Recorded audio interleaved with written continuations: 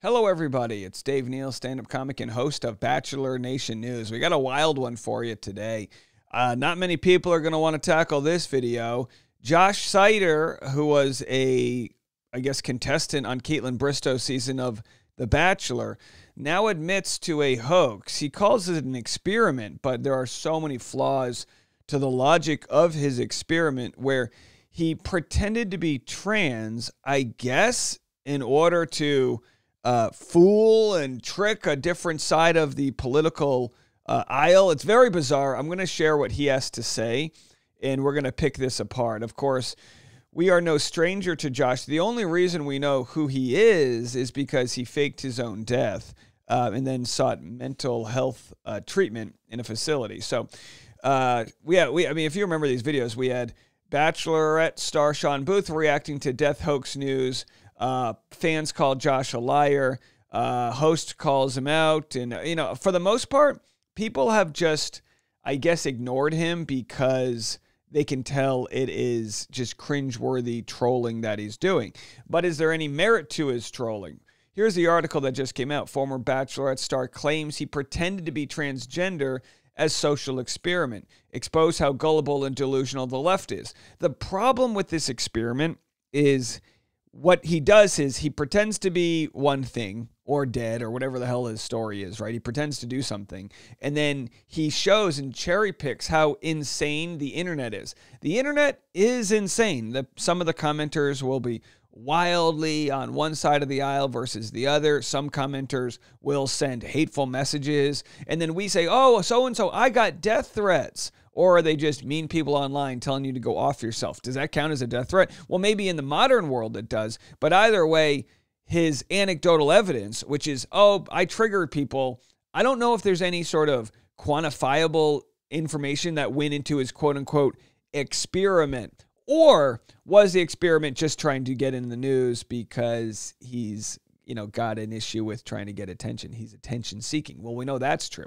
Former Bachelorette contestant Josh claims in a new interview that he's been pretending to be a transgender woman online as part of a social experiment to expose how gullible and delusional the left is. Now, are people gullible and delusional? Well, I wouldn't use the word delusional, but there are situations where people don't want to, or I should say is where people could not fathom someone lying about certain things. In one case, like lying about having cancer. I actually have this on today's Patreon. Grey's Anatomy writer Elizabeth Finch apologizes for lying about having cancer. I trapped myself in an addiction of lies. Everyone believed she had cancer because who would lie about this? Who in their right mind would lie about something like that? I mean, she shaved her head, she faked chemo, she faked, getting sick at work and all these other things, and then was finally exposed. Of course, we cover the Bachelor Clayton Echard case where his accuser, who accused him of being pregnant, being the father for unborn twins, she also faked cancer. She faked ovarian cancer. She denied it under oath, and then, of course, information came out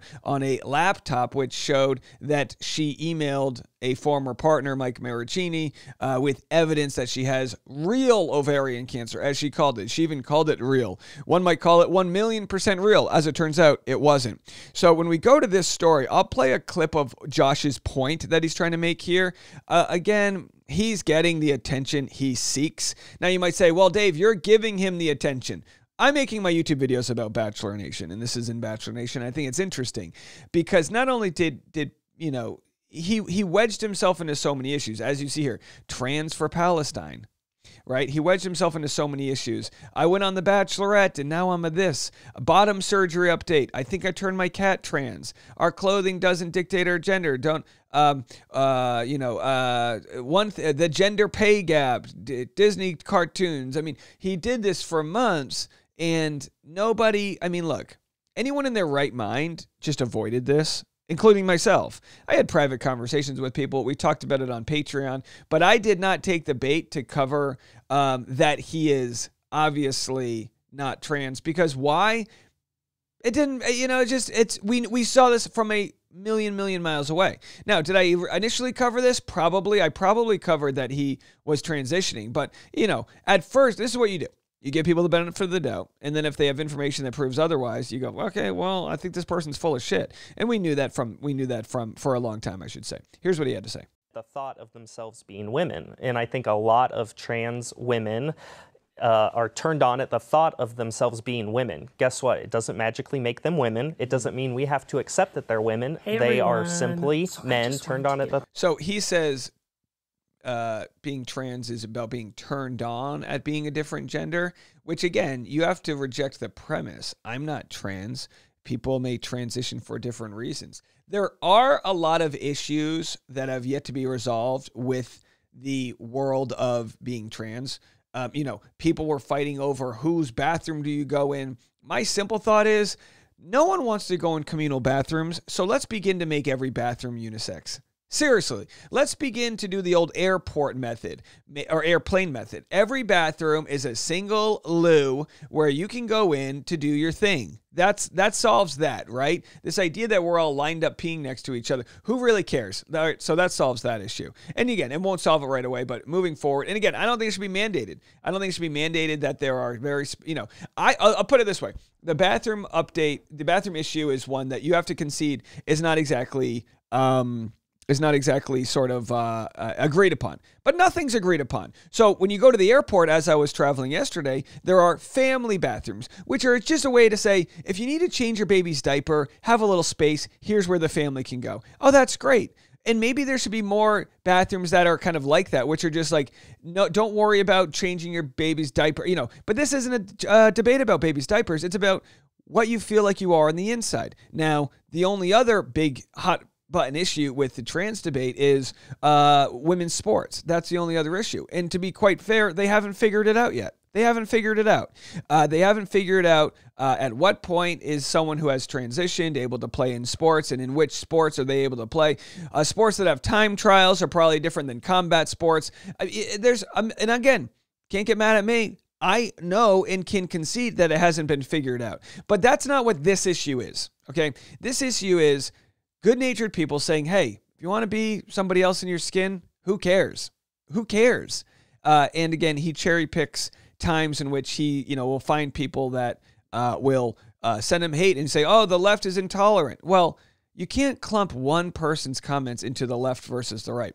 So here he is, again, admitting sort of his experiment. The thought of themselves being women. And I think a lot of trans women are turned on at the thought of themselves being women. Guess what? It doesn't magically make them women. It doesn't mean we have to accept that they're women. They are simply men turned on at the thought of themselves being women. That's great. We live in a free country.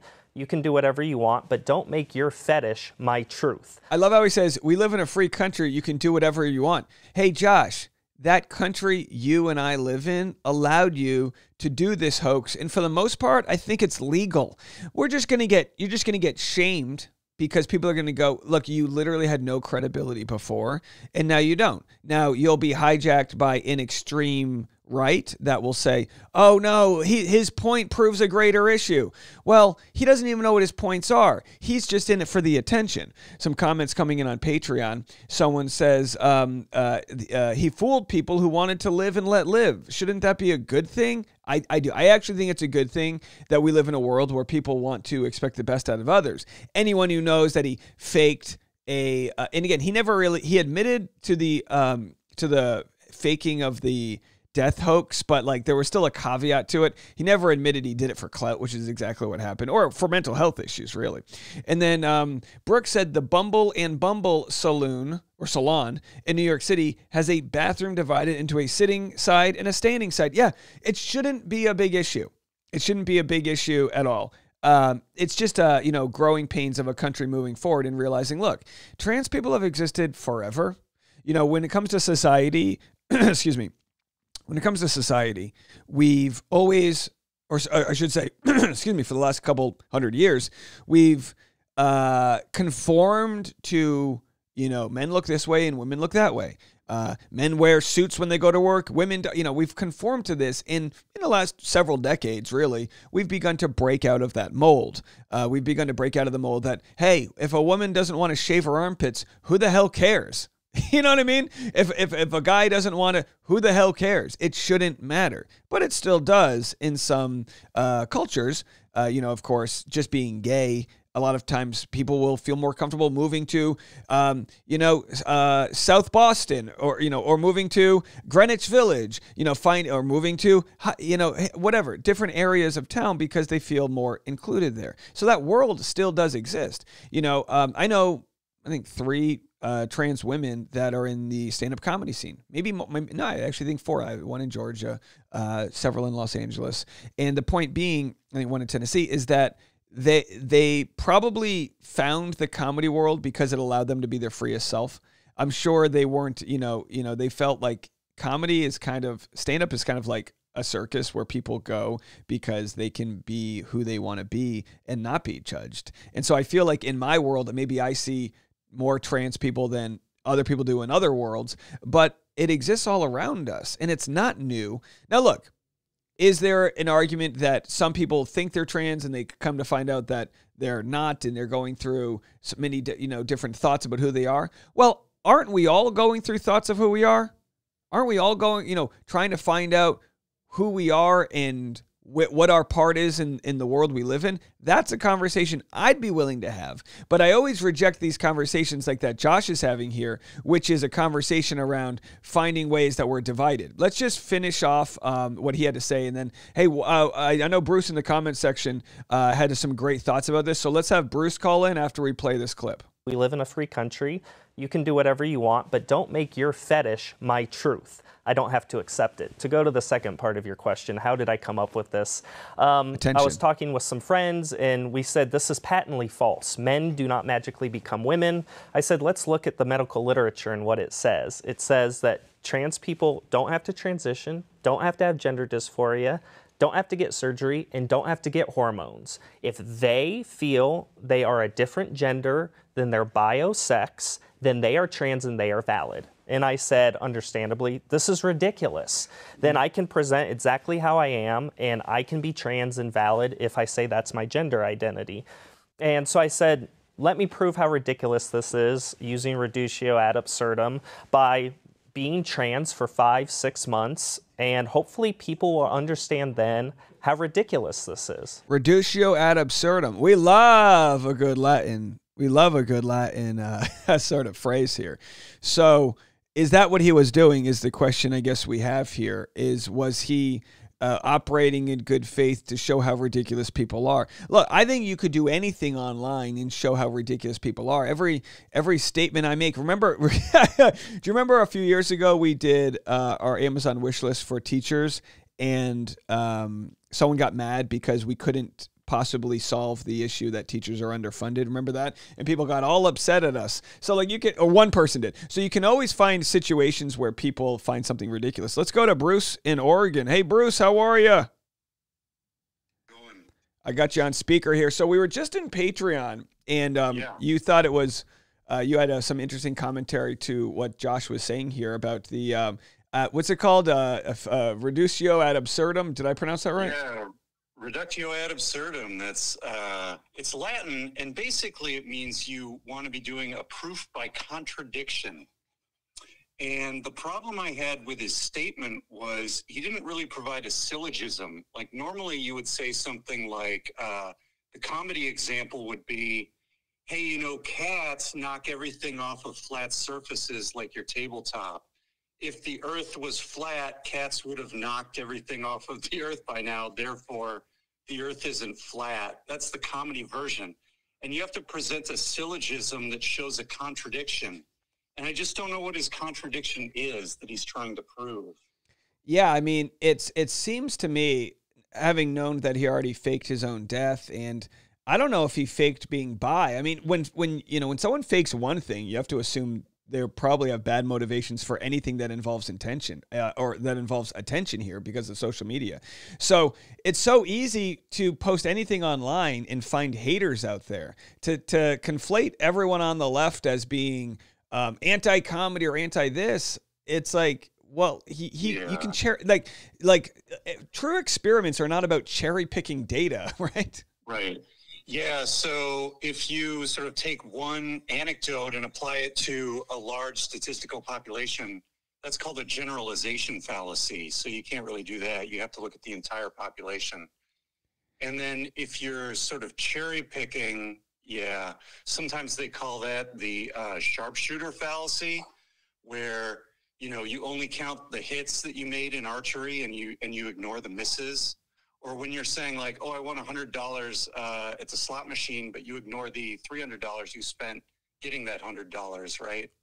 That's what that is. Or like when I get 17 drinks thrown at me at the bar, but I leave happy, you know. That's all just from Tasha. But yeah, it's with his audience, which is just under 1 million people on Instagram. You could say it's probably over 1 million collectively.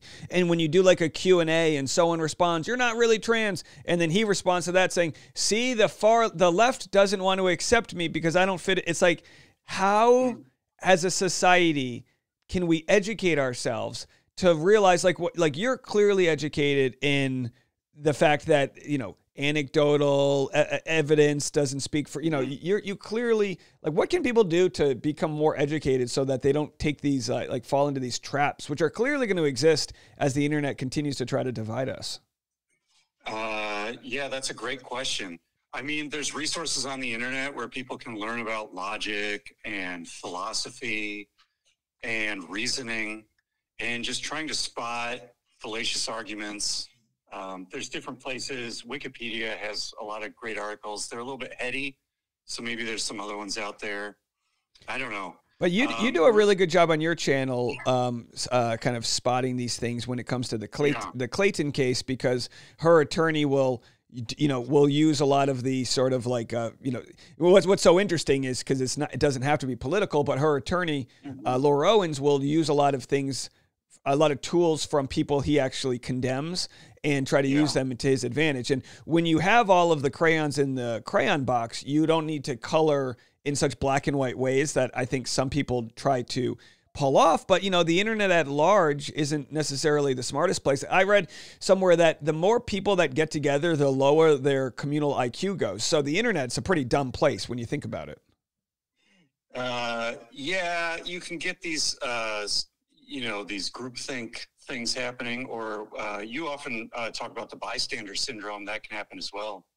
Yeah, and I think with this case, it wasn't that he duped people. You know, we talked about this in Patreon. It was just that no one wanted to touch this with a 10-foot stick, because what if he is trans and he does want to become a woman and live it? Like, don't get mad at people for giving him the space to figure this out, even though we all knew he was full of shit. Yeah, and I'm not sure exactly what he's trying to prove, because he didn't need to prove something in a court of law or prove something to the scientific community. He's just sort of saying, "Hey, I lied to people." It just seems like a disingenuous experiment. It would have been a better experiment if he actually went to a weightlifting competition and proved that. You know what I mean? Like, it would have been a better experiment if he did something that was actually of controversy, not just, "Hey, I'm living my life as a woman now." Maybe. Yeah, I'm not sure. All right. Well, Bruce, I'll see you back in the Patreon. Again, you got a great YouTube channel, so if anyone wants more logic, Bruce is out here picking things apart. I appreciate you. Yeah. Thanks, man. All right, Talk see you later. Bye. Bye. All right, we got a pretty lit Patreon today. We'll go continue to have these conversations, and we're gonna have some more talk around the Clayton story, because they just won't let this thing go away. So neither shall we. We'll have that coming for you next. Have a good one, everyone.